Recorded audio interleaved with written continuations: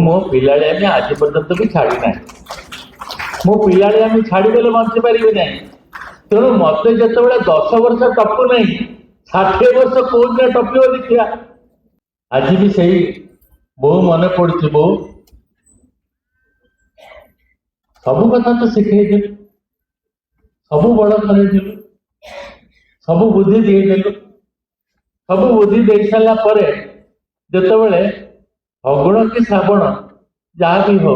जहाँ साहय मुझे मो मनर झील बाची था ता भी तो करेदेलु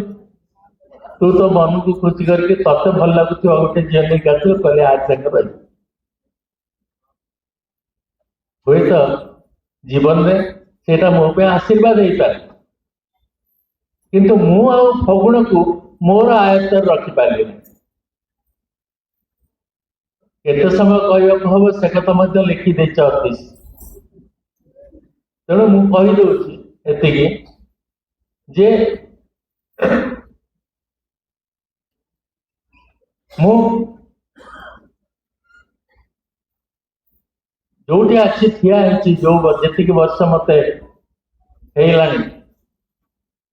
किए कहले नंबर किए कहले कि नुह सूर्यमणि बाबू जी बच्चा 84 वर्ष बयस कहले मत किंतु 10 वर्ष नहीं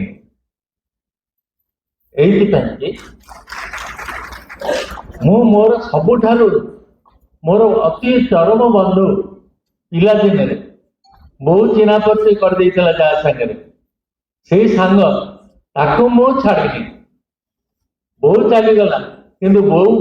को नहीं सी मन पकई मो पाखे अच्छी मु जुआड़े गली मो सागर अच्छी मु आज एटिका अच्छे सी भी मो सागर अच्छी सी हूँ मो पिला मो पिलाड़िया आज पर्यंत भी छाड़ी ना मो पिलाड़िया छाड़देले बंची पारि ना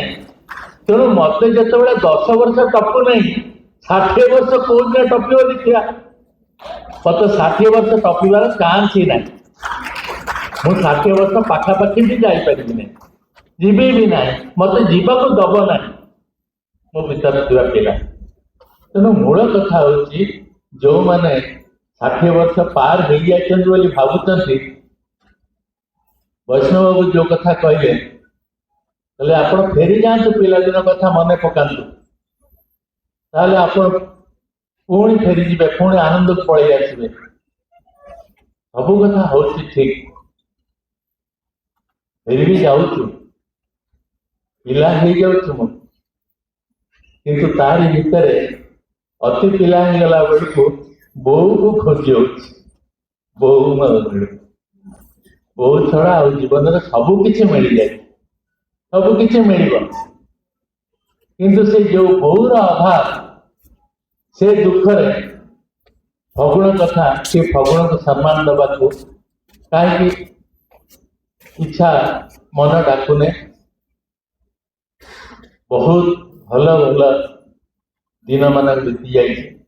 और सबू भितर मु एक कथा चाहे जे आपंकर लेखा लेखन मन आहरी तीव्र हो आमदायक हो